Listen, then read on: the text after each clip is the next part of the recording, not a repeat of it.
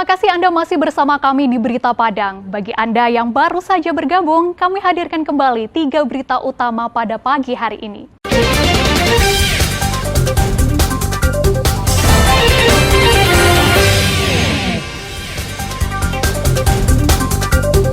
Jasad penjual gorengan keliling dimakamkan kembali. Kecelakaan beruntun melibatkan 3 kendaraan. 3 korban luka-luka. Lembaga pelatihan kerja yang diadukan siswanya ke Polda Sumbar beberapa waktu lalu ternyata tidak memiliki izin penyediaan tenaga kerja ke Jepang.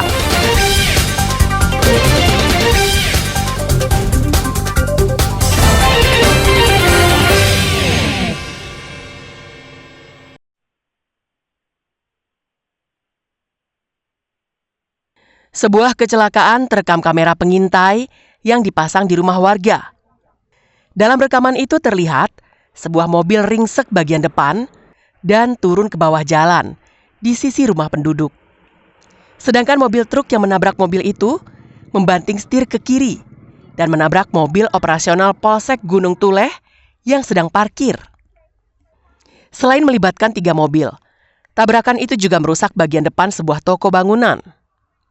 Kejadian itu bermula saat mobil minibus melaju dengan kecepatan tinggi dari arah Ujung Gading menuju Simpang 4. Tiba-tiba mobil itu melewati median jalan dan di saat yang bersamaan, sebuah truk juga melaju dari arah yang berlawanan.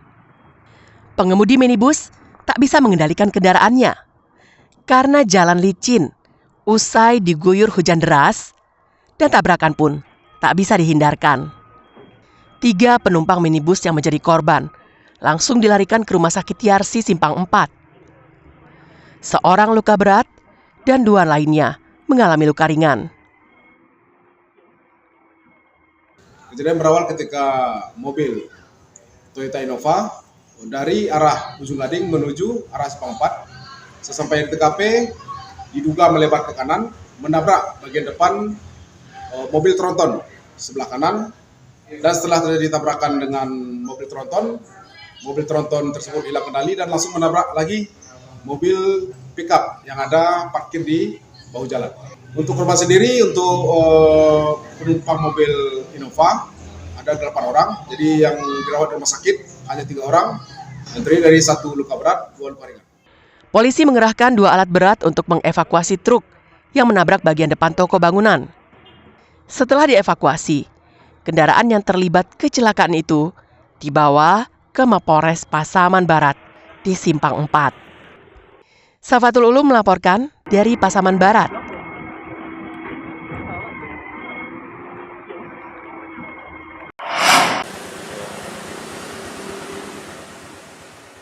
Sebuah lembaga pelatihan kerja yang beralamat di Jalan Ujung Gurun, Kelurahan Padang Pasir, Kecamatan Padang Barat, yang diadukan siswanya ke polisi beberapa waktu lalu. Ternyata hanya mengantongi izin sebagai lembaga pelatihan bahasa Jepang. Lembaga ini tidak memiliki izin penyediaan tenaga kerja ke Jepang maupun ke luar negeri. LPK ini telah ditutup pada tanggal 21 Mei 2024 lalu.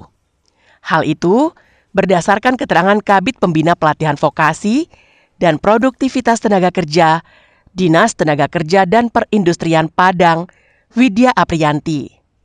Menurutnya, Disnakerin Padang telah memfasilitasi para korban dengan pengelola LPK. Dalam mediasi itu, pihak korban dan pengacara sepakat di depan notaris bahwa LPK akan melakukan penggantian uang secara bertahap kepada para peserta pelatihan. Sementara itu, korban lainnya yang belum mendapatkan uang pengganti, yang sebagian besar berasal dari luar daerah, telah melayangkan surat melalui kuasa hukumnya ke Disnakerin Polda Sumbar.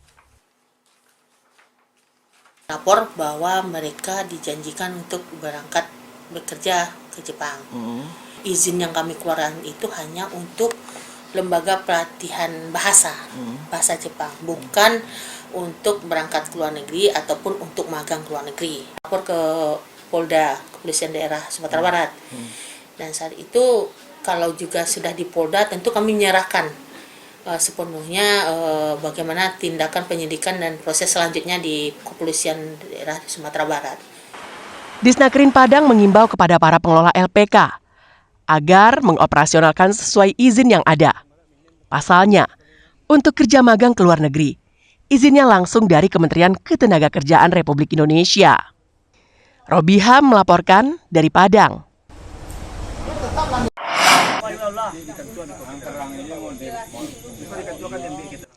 Seorang pria yang tak lain adalah kakak tiri di Padang Pariaman menjual adik tirinya kepada 5 pria hidung belang.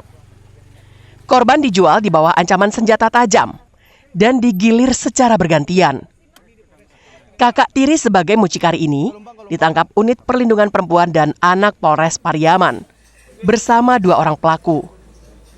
Ketiga tersangka ditangkap di 2 lokasi terpisah, yakni di Pariaman dan di Padang Pariaman. Ketiganya kemudian dibawa ke Mapores Pariaman guna pemeriksaan lebih lanjut.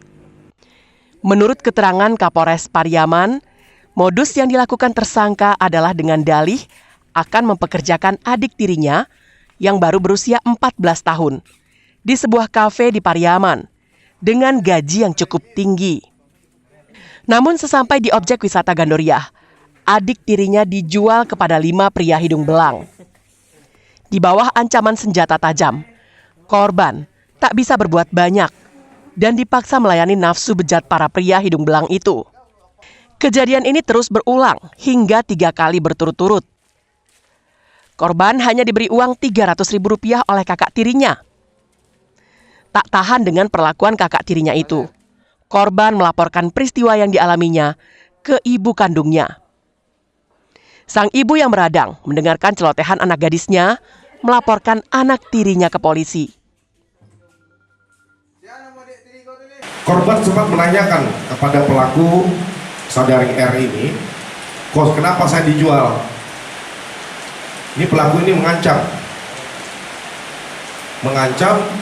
kamu tidak lihat nanti itu yang dibawa oleh para pelaku itu melayang pada kamu. Memang betul, korban melihat yang 5 orang laki-laki tersebut membawa senjata tajam. Kini polisi masih memburu 3 pria hidung belang lainnya. Para tersangka dijerat dengan Undang-Undang Perlindungan Anak dengan ancaman hukuman 15 tahun penjara. Eki Rafki melaporkan dari Pariaman. Yang melapor ibunya, ayahnya enggak? Untuk ayahnya tidak ada.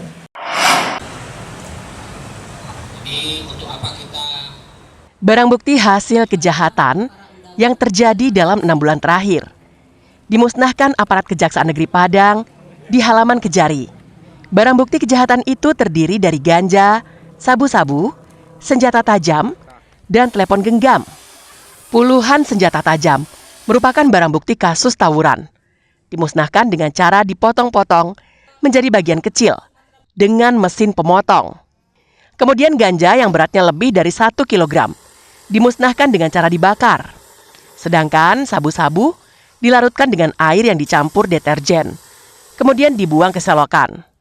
Sedangkan belasan telepon genggam yang dipakai untuk berkomunikasi dalam menjalankan aksi kejahatan juga dihancurkan dengan menggunakan martil agar tidak bisa digunakan kembali.